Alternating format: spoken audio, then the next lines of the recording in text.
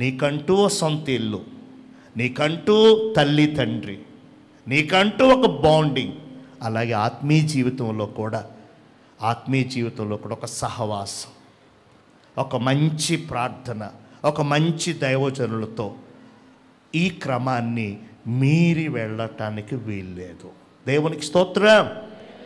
ఎక్కడైనా కూడికలు జరిగితే వాక్యం వినొద్దు, వెళ్ళొద్దని చెప్పట్లేదు, అది తప్పు. వెళ్ళాలి, వినాలి, ఆరాధనలో పాల్గొవాలి, ఇంకేదైనా అడిగితే కోరితే పరిచర్యకి సహకరించాలి అర్పణ ద్వారా.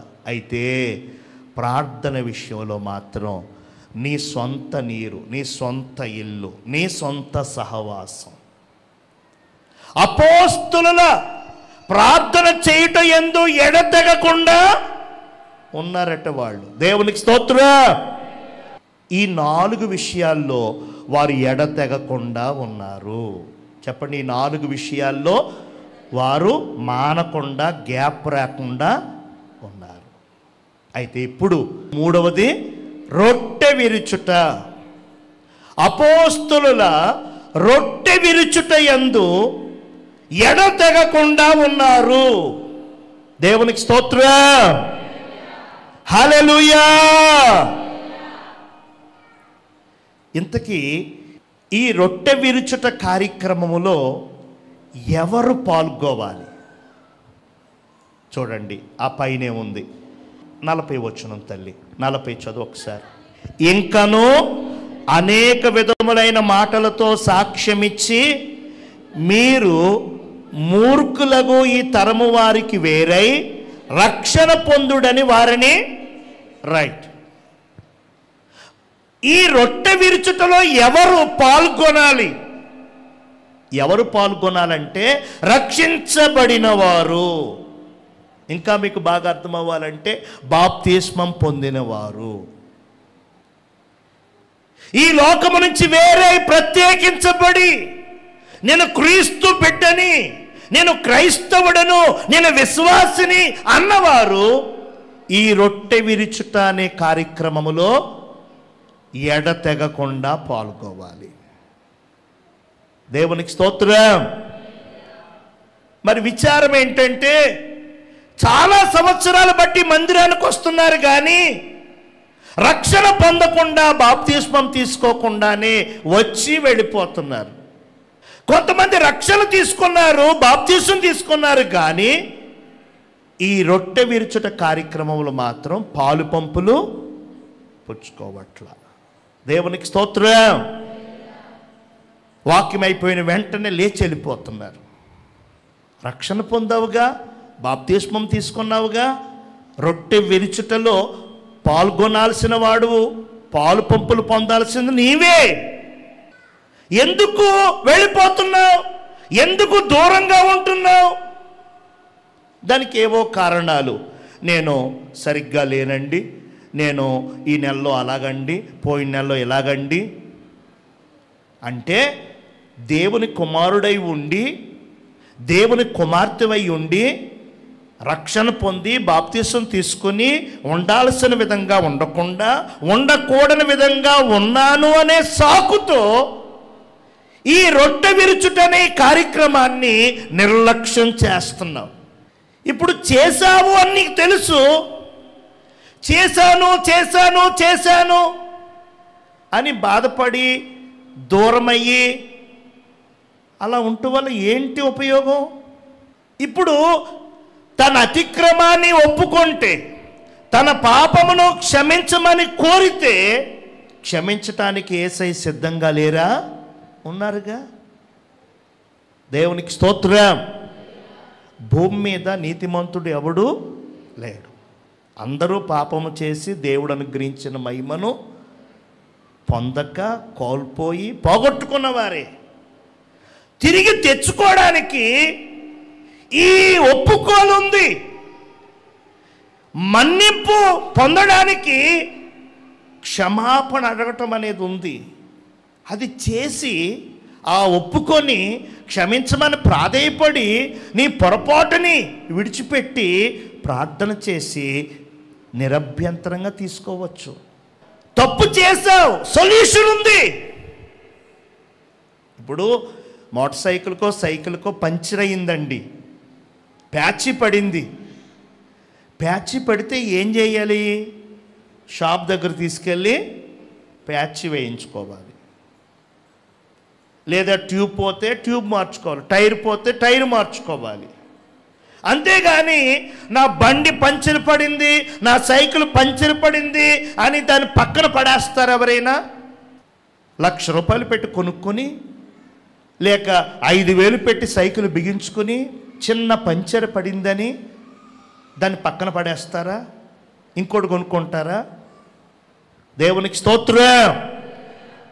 మనలో కొందరు ఇలా రొట్టె విరుచుటను నిర్లక్ష్యం చేస్తున్నారు. ఏదో కారణం చెప్పుకొని ఆ కారణాన్ని సరిచేసుకునే విషయాన్ని దేవుడిచ్చారు. అయినా సరే ఒప్పుకోక, పశ్చాత్తాపపడక, క్షమాపణ కోరక అలాగే. దేవునికి స్తోత్రం. రెండవది, కొరింథీయులకు రాసిన మొదటి పత్రిక 11వ అధ్యాయము 28వ వచనం.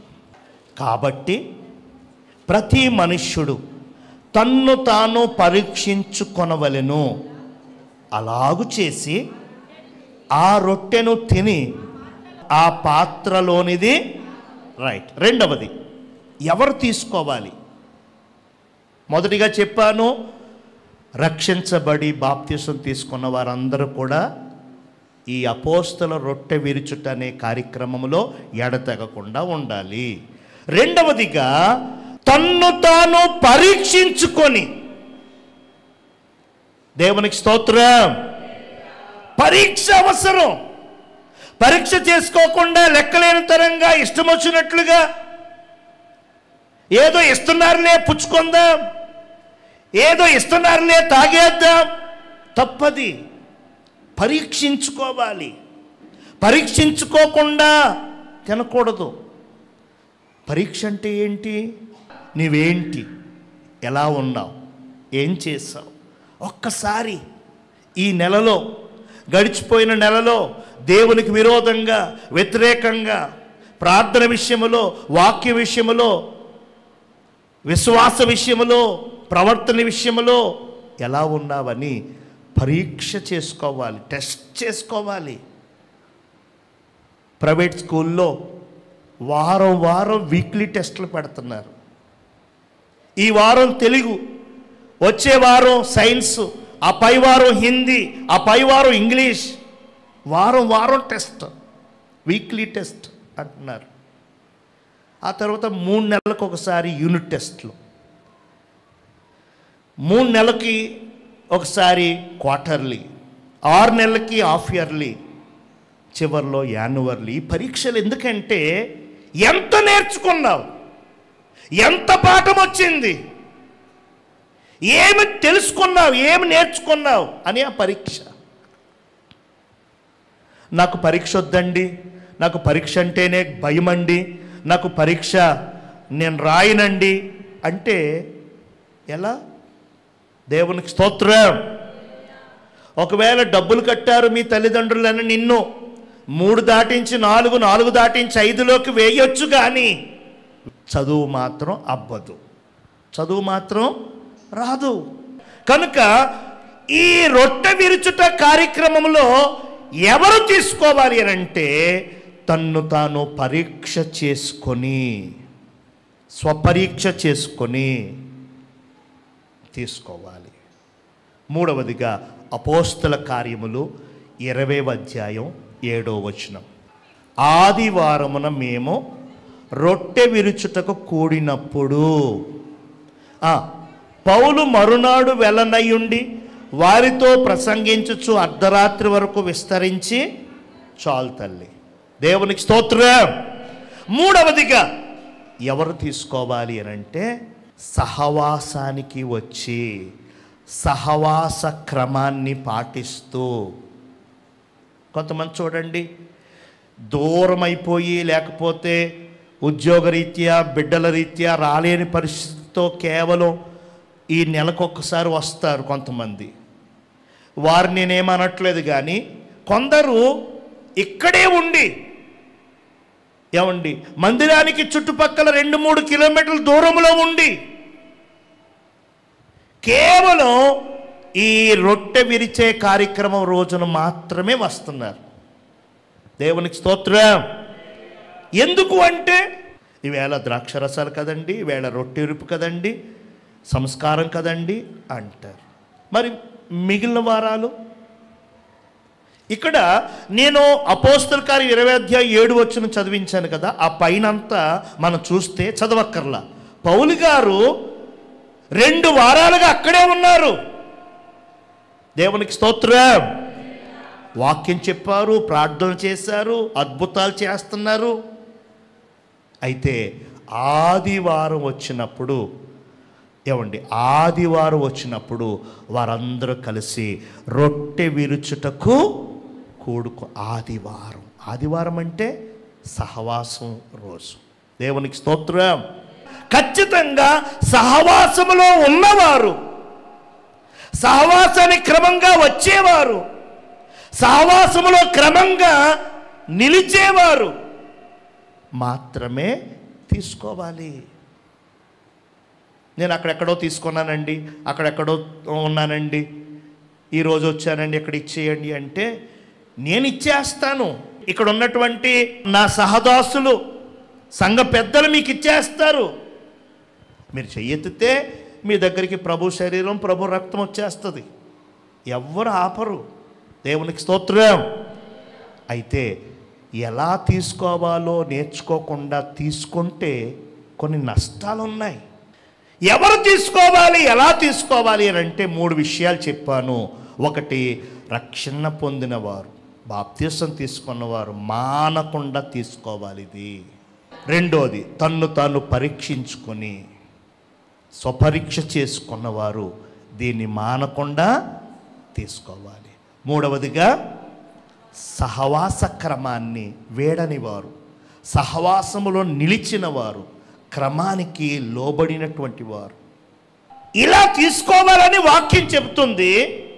ఇలా తీసుకోకుండా ఏదైతే ఏంటి ఇస్తున్నారు తీసుకుంటున్నాం అన్నట్లుగా తీసుకుంటే నష్టాలు కూడా ఉన్నాయి. 3 ఆ 3 నష్టాలు కూడా ఈ కిందే ఉన్నాయి. 11 అధ్యాయము, ప్రభువు శరీరమని వివేచింపక తిని త్రాగువాడు తనకి శిక్షావిధి కలుగుటకే. నేను ఇందాక చెప్పాను కదా, స్వపరీక్ష చేసుకోండి, వివేచించండి, ఆలోచించండి. ఇది ప్రభు శరీరము, ప్రభు రక్తము. కొంతమంది అండి ఆ రొట్టెను చూపించి ప్రభు శరీరానికి సాదృశ్యము అంటున్నారు కొంతమంది సేవకులు. సాదృశ్యం కాదు, ప్రభు ఎక్కడ అలా చెప్పలేదు. ఇది నా శరీరము అన్నారు. చెప్పండి, ఇది అనేకుల కొరకు చిందించబడిన క్రొత్త నిబంధన రక్తము అన్నారు. ప్రార్థన చేయక ముందు వరకు అది రొట్టె, ప్రార్థన చేయక ముందు వరకు అది ద్రాక్షారసమే. ప్రార్థన చేసిన తర్వాత మన విశ్వాసం మేరకి దేవుడిచ్చిన వాక్యాన్ని బట్టి ఆ రొట్టె ప్రభు శరీరం. సాదృశ్యం కాదు, సాదృశ్యం అని ఎక్కడా లేదు. అది ప్రభు శరీరం, అది ప్రభు రక్తం. దేవునికి స్తోత్రం. 2025 సంవత్సరాల క్రితం మనందరి కొరకు నలపబడి, పిండబడి, వత్తబడి, కాల్చబడి, విరపబడినటువంటి శరీరం అది. హల్లెలూయా. మనందరి కొరకు 2025 సంవత్సరాల క్రితం కార్చిన, ఒలికించిన రక్తం అది. దేవునికి స్తోత్రం. ఈ సువార్త మనకు 2025 సంవత్సరాల క్రితమే వచ్చింది. అసలు అమెరికా దేశం కనిపెట్టబడక ముందే, అమెరికా కనుగొనబడి అంతా 1470 1500 సంవత్సరాలు అయ్యాయి. అసలు అమెరికా అనే దేశం లేనప్పుడే మనకు సువార్త వచ్చేసింది. అప్పుడే ప్రభువు చెప్పారు, దేవునికి స్తోత్రం, ఇది నా శరీరము, ఇది నా రక్తము అని వివేచింపక ఎవరు తింటారో ఎవరు త్రాగుతారో అని చెప్పి కలిగే నష్టాలు 3 ఉన్నాయి చెప్తున్నారు. ఇందువలననే మీలో అనేకులు ఆగండి. ఫస్ట్ నష్టం ఏంటంటే బలహీనులమవుతాము. చెప్పండి, ఫస్ట్ ఏమవుతాం? నీరసం, నిస్సత్తువ, శరీరములో బలహీనత, ఆత్మీయ జీవితంలో బలహీనత. ఎందుకో తెలుసునా? వాక్యం చెప్తుంది, ఇది నా శరీరము, ఇది నా రక్తము అని వివేచించక, పరీక్షించుకోక, లెక్క లేకుండా నీవు శిక్షావిధి కలుగుట కొరకు చేసావు చూడు, ఆ పనిని బట్టే ఇది. దేవునికి స్తోత్రం. శిక్షావిధి మనకు మనం చేసుకున్నాం. చెప్పండి, మనకు మనం. హల్లెలూయా. తనకు శిక్షావిధి కలుగుటకే తిని, గుర్తుపెట్టుకోండి ఆ మాట, తనకు శిక్షావిధి కలుగుటకే, నాకు శిక్షావిధి కలుగుటకే దాన్ని తిని త్రాగుతున్నాను. నా చేతులతో నేను రాసి పెట్టుకుంటున్నాను. శిక్షావిధి ఏంటి? ఆ శిక్షావిధిలో 3 విషయాలు. 1 బలహీనత. చెప్పండి, ఆత్మలో బలహీనులుగా ఉంటున్నారు చాలామంది. శారీరకంగా కూడా ఎప్పుడూ బలహీనత, నీరసం, నిస్సత్తువ. దేవునికి స్తోత్రం. 2 రోగము. కొందరు ఏమవుతున్నారు? రోగులవుతున్నారు. ఫస్ట్ బలహీనత, ఆ బలహీనత పెరిగి ఏమవుతుంది? రోగం. ఆ తర్వాత 3 చాలామంది చనిపోతున్నారు. దేవునికి స్తోత్రం. ప్రభు శరీరము, ప్రభు రక్తము మనం వివేచించకుండా నిర్లక్ష్యంగా తిని త్రాగితే మనకు వచ్చే నష్టాలు అవి. ఫస్ట్ బలహీనులమవుతాము, నెక్స్ట్ రోగంతో బాధపడతాము, ఆ తర్వాత నిద్రిస్తామంటే భౌతికంగా కాదు, ఆత్మీయంగా చచ్చిపోతాం మనం. ఆత్మీయ స్పర్శ, ఆత్మీయ స్పృశ ఉండదు. ప్రార్థన చేసుకోకపోయినా ఏముండదు. ఆదివారం గుడి మానేసినా ఏముండదు. కొంతమంది చూడండి,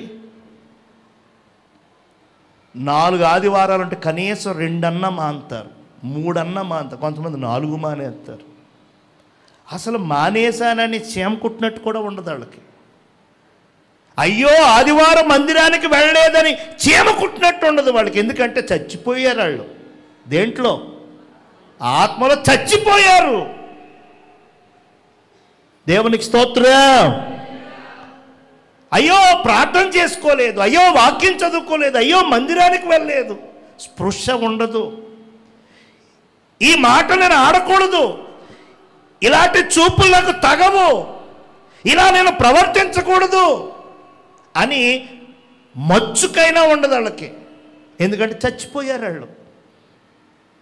ప్రార్థన చేస్తారు, ఆ పనులు అస్సలు బాధ అనిపించదు. అరే ఇది తప్పు, అరే ఇది పొరపాటు పని, అరే ఇది నేను చేయకూడదు అని ఉండదు వారికి. ఎందుకనంటే నిద్రించారు, చచ్చిపోయారు. చచ్చిపోయినోడికి ఏం తెలుస్తుంది? దేవునికి స్తోత్రం. హల్లెలూయా. మనం తీసుకోవలసిన విధంగా తీసుకోకుండా తీసుకుంటే కనుక మనకు వచ్చే నష్టాలు, ఫస్ట్ బలహీనులం అవుతాం, నెక్స్ట్ రోగం పట్టుకుంటుంది, నెక్స్ట్ ఆత్మీయంగా చచ్చిపోతాం, అవసరమైతే ఈ లోకయాత్రను కూడా ముగిసేస్తాం. దేవునికి స్తోత్రం. అయితే వాక్యానుసారంగా పరీక్ష చేసుకొని మనం తీసుకుంటే 3 ఆశీర్వాదాలు కూడా ఉన్నాయి. అవి కూడా నేను చెప్పేసి ముగిస్తాను. యోహాను సువార్త 6వ అధ్యాయము 56వ వచనం. నా శరీరము తిని నా రక్తము త్రాగువాడు నాయందును నేను వానియందును. గట్టిగా దేవునికి స్తోత్రం చెప్పండి. ప్రభు శరీరం, ప్రభు రక్తం తిని త్రాగి ఏమవుతామంట? ఎంత క్లియర్గా చెప్పారు, యేసయ్యే చెప్పారు. నా శరీరము తిని నా రక్తము త్రాగువాడు. అంటే త్రాగట్లేదు కదా కొంతమంది, తినట్లేదు కదా చాలామంది. బల్లారాధన అనగానే లేచి వెళ్ళిపోతున్నారు కదా, బల్లారాధన అనేసరికి మానేస్తున్నారు కదా, నిర్లక్ష్యం చేస్తున్నారు కదా. వారి గురించి కాదు, తీసుకున్న వారి గురించి. స్వపరీక్ష చేసుకొని వేరుబాటు జీవితం కలిగి సహవాసములో ఉండి తీసుకుంటారు చూసారా, వారికి ఏం జరుగుతుందో చూడండి. నా యందును నేను వాని యందు. ఎంత గొప్ప భాగ్యమో చూడండి. యేసయ్య మన యందు, మనము యేసునందు. అప్పుడు ఉంటుందండి ఎంత బాగా ఫలిస్తామో మనం. దేవుడు మనలో లేక ఫలింపు లేదు, వృద్ధి లేదు. దేవుడు మనలో ఉంటే ఎంత ఫలింపండి, దేవుడు మనతో ఉంటే ఎంత వృద్ధి అండి. ఆలోచించండి. నాయందు వాడు, వానియందు నేను. దేవునికి స్తోత్రం. 57వ వచనం. జీవము గల తండ్రి నన్ను పంపెను గనుక నేను తండ్రి మూలముగా జీవించుచున్నట్టే నన్ను తినువాడును నా మూలముగా. చూసారా, దేవుని మూలంగా మనం బ్రతుకుతాం. చెప్పండి, దేవుని మూలంగా. శిష్యులను చూచి ఆనాడు ఏమన్నారు తెలుసా? భూమిని తల్ల క్రిందులు చేయు మనుషులరా వీరు అన్నారు. దేవునికి స్తోత్రం. 12 మంది అపోస్తలుని ఏమని పిలిచారు తెలుసా? భూమిని తల్ల క్రిందులు చేసే మనుషులరా వీరు అన్నారు. వాళ్ళ పేర్లు ఊర్లు అవేమి ఎత్తలా. అమ్మో వారా, ప్రార్థనలో కూర్చున్నారంటే ఇంకంతే అయిపోయింది. వాళ్ళు ఉపవాసం చేశారు, అయిపోయింది. అలాంటి మాట మనకి రావాలి. దేవునికి స్తోత్రం. ఎప్పుడంటే ఇదిగో ఆయన శరీరం తిని ఆయన రక్తం త్రాగితే ఆయన మూలంగా మనం జీవిస్తాం. దేవుని మూలంగా మనం బ్రతుకుతాం. దేవుని మూలంగా మనం చలిస్తాం. దేవుని మూలంగా ఆయన శరీరం మన శరీరంలో కలిసిపోతుంది. ఆయన రక్తం మన రక్తంలో. నీవు తీసుకునే చిన్న మొక్కే, నువ్వు తీసుకునే ఒక చిన్న గ్లాసే, కానీ ఆ చిన్న మొక్క, ఆ చిన్న గ్లాసు నీ శరీరములో ఇమిడిపోతుంది, నీ రక్తములో ఇమిడిపోతుంది. దేవునికి స్తోత్రం. హల్లెలూయా. 3వదిగా చూడండి 54. నా శరీరము తిని నా రక్తము త్రాగువాడే నిత్య జీవము గలవాడు, అంత్య దినమున నేను వానిని. రైట్. మూడో ఆశీర్వాదం. నా శరీరము తిని నా రక్తము త్రాగువాడే నిత్య జీవం. నిత్య జీవం అంటే పరలోకం, నిత్య జీవం అంటే పరలోక రాజ్యం, దాని సంబంధి అంటూ చివరిలో ఇంకో చివర హింట్ ఒకటి ఇచ్చారు. ఏంటంటే అంత్య దినమున నేను వారిని. చివరి దినం ఒకటి ఉంది, ఆ అంత్య దినమున మనం లేస్తాం. దేవునికి స్తోత్రం. మనల్ని ఎక్కడ పాతి పెట్టినా, మనం ఎక్కడ ప్రమాదంలో పడి చనిపోయినా, మనం ఎక్కడున్నా మన దేహం ఎక్కడ పాతి పెట్టబడి మట్టిలో మట్టి అయిపోయినా సరే అంత్య దినమున మనం లేస్తాం. హల్లెలూయా. మన మీద డాబాలు కట్టేసిన, అపార్ట్మెంట్లు కట్టేసిన, మన మీద చెరువులు తవ్వేసిన, మన పాతిపెట్టిన స్థలములో లేకపోతే ఇంకేదో చేసిన స్థలములో ఎలాంటి ఫ్యాక్టరీలు కట్టేసినా సరే అంత్య దినమున ప్రభువు కడబోర శబ్దం మోగినప్పుడు మనం ఎక్కడున్నా సరే అక్కడి నుంచి అలా లేస్తాం. అంత్య దినమున మహిమా శరీరాలతో మనం లేస్తాం. దేవునికి స్తోత్రం. హల్లెలూయా. మనం పరీక్ష చేసుకుని తింటే ఇన్ని లాభాలు, పరీక్ష చేసుకోకుండా తింటే అన్ని నష్టాలు. ఆదిమ సంఘం ఎడతెగకుండా చేసినవి ఈ 4 పనులు. అపోస్తులుల బోధయందును ఎడతెగకుండా ఉన్నారట. 2, అపోస్తులుల సహవాసమందు ఎడతెగకుండా ఉన్నారట. 3, అపోస్తులుల రొట్టె విరుచుట. మీకు మీరు చేసుకొని మీకు మీరు విరుచుకోవడానికి వీల్లేదు. అపోస్తులు ఏదో ఏర్పరచబడిన ఎన్నిక చేయబడిన సేవకులు స్వహస్తాలతో చెయ్యాలి, కాల్చాలి, సిద్ధపరచాలి, విరవాలి. అపోస్తులుల రొట్టె విరుచుట యందు ఎడతెగకుండా ఉన్నారట. 4వది, అపోస్తులుల ప్రార్థన చేయటి యందు ఎడతెగకుండా. ప్రార్థన గురించి కూడా మీరు గుర్తుపెట్టుకోండి. మీకంటూ ఒక సహవాసం, మీకంటూ ఒక సేవకుడు, మీకంటూ ఒక కనుక వచ్చిన వారందరితో లేక తెలిసిన వారందరితో ప్రార్థన చేయించుకోవడం, శిరస్సు ఇవ్వడం, ఇంకేదో అలా చేయటం అదంత మంచిది కాదు. మనము ఆదిమ సంఘం చేసిన క్రమాన్ని మనం పాటించాలి, అది ఉత్తమం.